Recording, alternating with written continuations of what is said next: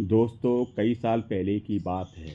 एक छोटे से पहाड़ी कस्बे में एक अनाथ लड़का रहता था। उसका नाम आरब था। बचपन में ही उसने अपने माता पिता को खो दिया था। अब वह कस्बे के पास पुराने मंदिर के पास बने छोटे से कमरे में रहता था और लोगों के छोटे मोटे काम करके अपना गुजारा किया करता था। उस रात तेज बारिश हो रही थी। बिजली भी चमक रही थी। सड़कें खाली थी। आर्य मंदिर की सीढ़ियों पर बैठा आसमान को देख रहा था। तभी उसे ऐसा महसूस हुआ जैसे कोई सफ़ेद कपड़ों में लड़की मंदिर के दरवाजे के पास खड़ी है। वह चौंक गया।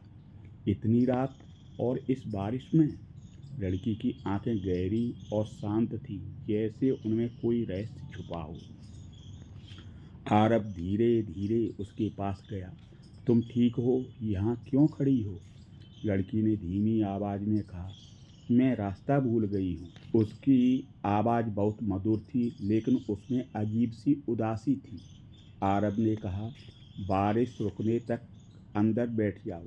लड़की मंदिर की सीढ़ियों पर बैठ गई। उसने अपना नाम नैना बताया। लेकिन जब आरब ने पूछा, तुम कहाँ रहती हो? नैना कुछ पल चुप रही, फिर बोली, बहुत दूर। मैं बहुत दूर रहती हूँ। बारिश रुक गई, लेकिन नैना जाने को तैयार नहीं हुई। वह बस चांद को देखती रही।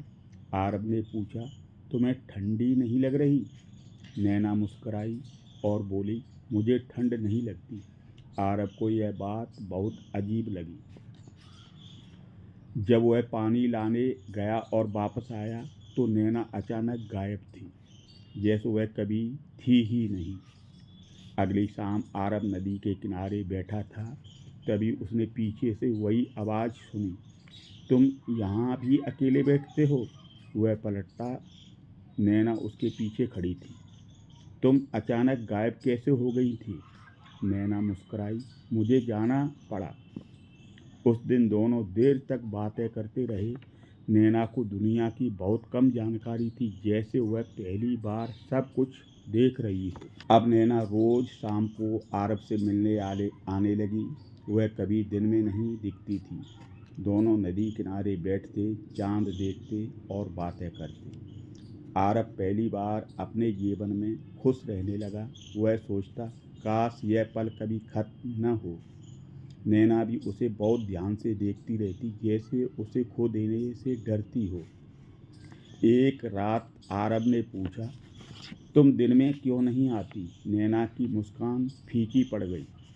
क्योंकि मैं दिन में नहीं आ सकती। आरब ने पूछा, क्यों? नैना ने धीरे से कहा, अगर मैं बताऊं तो तुम मुझसे डर जाओगे। आरब ने तुरंत कहा, मैं कभी नहीं डरूंगा। लेकिन नैना ने कुछ नहीं कहा। उस रात अचानक तेज हवा चलने लगी।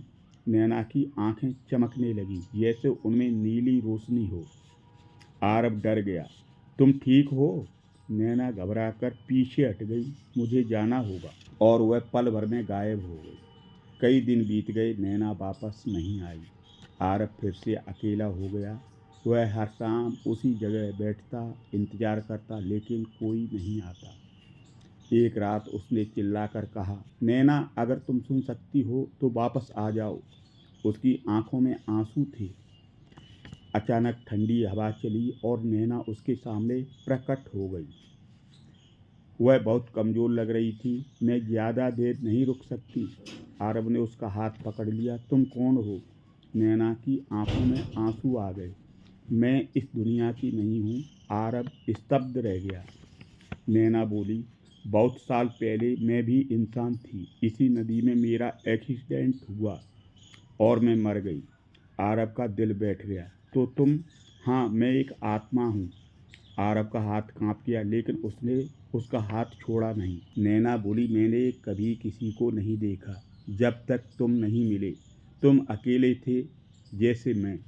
आरब की आंखों में आंसू आ गए। मैं आत्मा हो या इंसान, मुझे फ़र्क नहीं पड़ता। मैं तुमसे प्यार करता हूँ।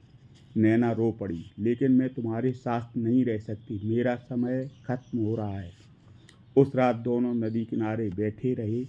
चांद बहुत चमक रहा था। नैना बोली, अगर मैं चली जाऊँ तो मुझे भूल जाना। आरब ने सिर हिलाया। मैं कभी नहीं भूलूंगा। नैना ने उसका हाथ अपने दिल पर रखा। तुमने मुझे इंसान जैसा महसूस कराया सदियों बाद। जैसे ही सुबह की पहली किरण निकली, नैना का शरीर चमकने लगा। वह मुस्कुराई। मुझे अब शांति मिल रही है। आरब चिल्लाया, नैना मत जाओ। नैना ने आखिरी बार कहा, कभी अकेले मत रहना। और वह रोशनी बनकर आकाश में विलीन हो गई। आरब घंटों वहीं बैठा रहा, लेकिन इस बार वह पूरी तरह टूटा नहीं था। उसने महसूस किया नैना उसे जीना सिखाकर गई है। कुछ महीनों बाद उसने अनाथ बच्चों के लिए एक छोटा सा घर शुरू किया। वह अब अकेला नहीं था। हर साल उसी दिन वह नदी किनारे जाता। एक हल्की ठंडी हवा उसे छूकर गुजरती और उसे लगता नैना अभी भी उसके पास है। वह मुस्कुराकर कहता, मैं ठीक हूँ तुम्हारी वजह से। दोस्तों, इस कहानी से शिक्षा मिलती है, सच्चा प्रेम शरीर या दुनिया से बना नहीं होता। जो प्रेम आत्मा से होता है वह कभी समाप्त नहीं होता। दोस्तों, यदि आपको मेरी कहानी पसंद आई हो तो कृपया मेरे चैनल को लाइक, शेयर और सब्सक्राइब करें। यहाँ तक कहानी देखने के लिए आपका बहुत बहुत धन्यवाद।